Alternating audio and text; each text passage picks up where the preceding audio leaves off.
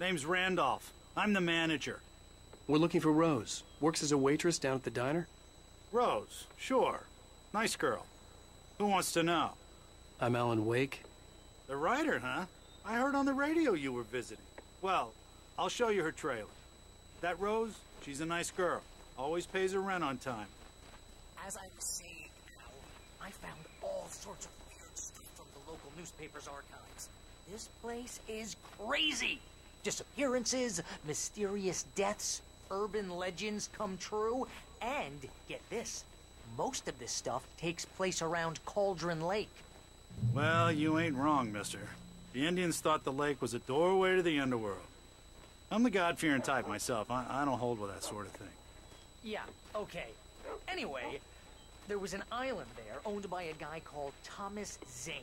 Now, some of the articles I found about him make him out to be a famous writer, but I ran a bunch of searches, couldn't find a single thing he wrote.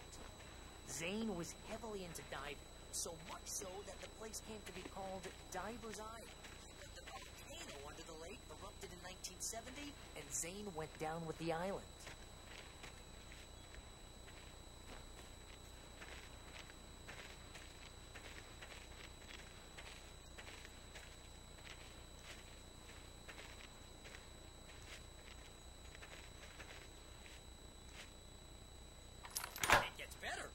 Local girl, Barbara Jagger, drowned in Cauldron Lake just a week earlier.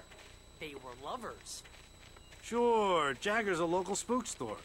The Scratching Hag. Comes for you in the dark. Childish stuff like that. Anyway, Al, I'm just getting to the best part. All of the articles about this stuff were written by Cynthia Weaver. I asked around, and she's that crazy bag lady you met. What, the lamp lady? She can be a little loopy, but she's not homeless or anything. Yeah, anyway, she knew both Jagger and Zane before they both died, and she had some kind of a breakdown.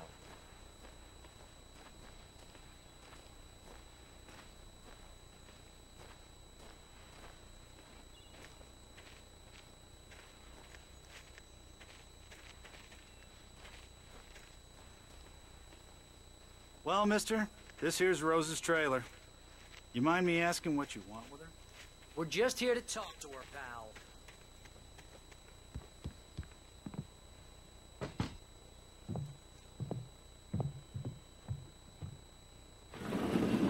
Welcome to...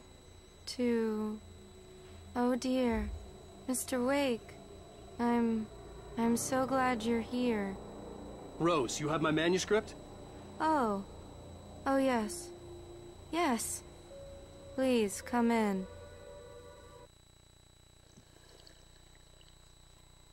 Hey, this is really good. Rose. Yes. My manuscript. I really need it. I understand. I know what you need. A muse to inspire you. Oh, for Barry. She doesn't have anything. Yeah, hey, Al? Al, what's... Oh... Barry! What? What?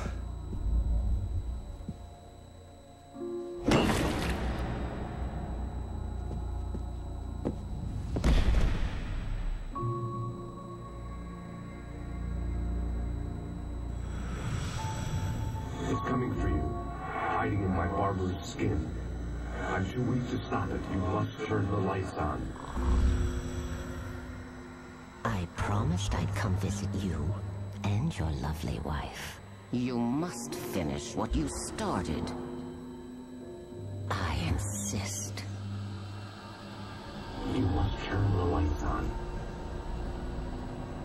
Turn the light on. Back to work, boy. Ah!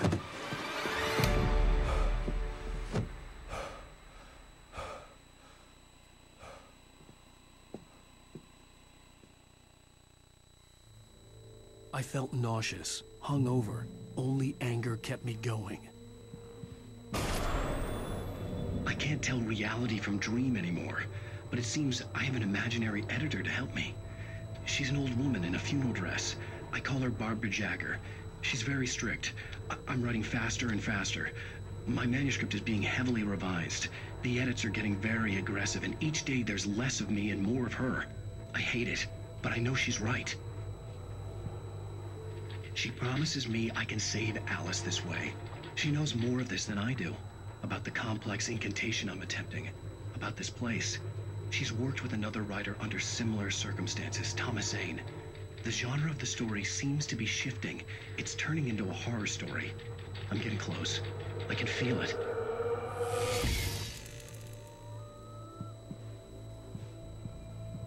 Rose took a day from me. I had less than 12 hours left to meet the kidnapper. All I could do was get Barry into the car, work something out once I got on the road. Welcome to the Oh Dear Diner. What can I get you today? I couldn't work up much hate for Rose. Something had used her to get to me, and left its mark. First refill is free. Milk and sugar on the counter there. Would you like today's specials? My gun and flashlight were gone. I'd have to find a way to get... Mr. Randolph liked Rose. That little smile she had. How she was still sweet when life had tried so hard to make her bitter.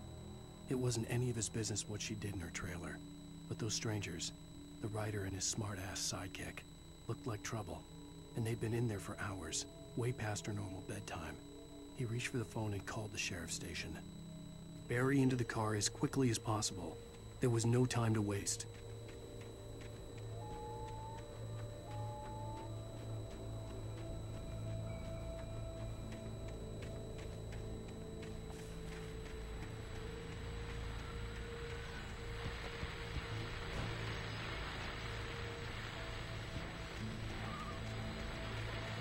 I just stepped outside to catch a breath of fresh air, and let me tell you, the weather's getting heavy.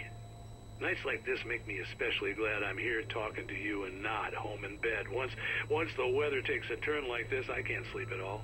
It's all tangled bed sheets and dark thoughts, punctuated by the occasional plunge into nightmare.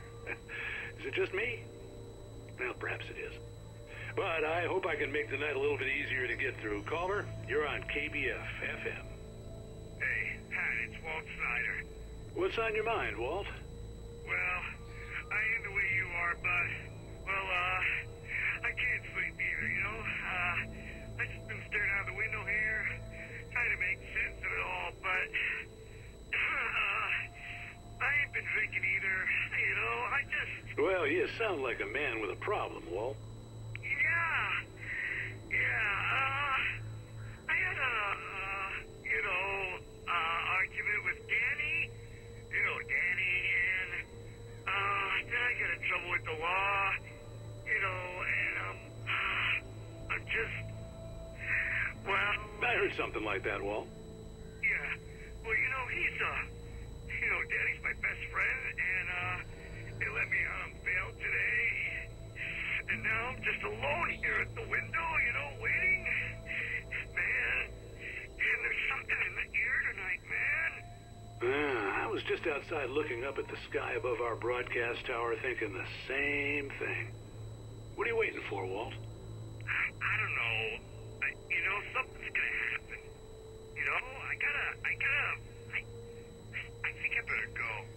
Well, Walt, maybe... No, thanks, Pat. Well, good luck to you, Walt. Hang in there. Let's take a little break, folks. This weather's really something else, huh? How can I be sure?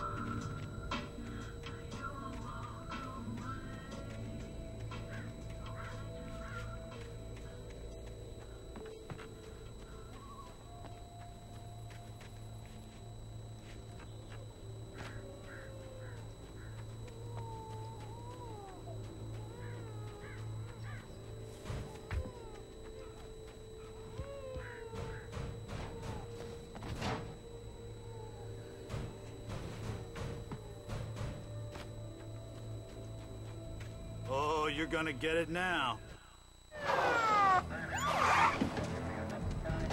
God knows what you've done to that poor girl. This is Agent Nightingale, FBI! Get him up, Hemingway! You're under arrest! You move a muscle, I'll unload right in your goddamn face! Stay right where you are, Slane!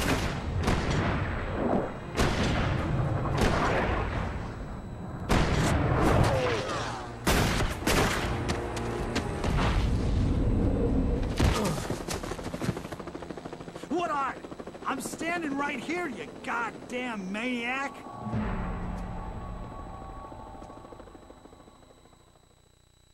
I hated to leave Barry behind, but there was no way I'd miss my...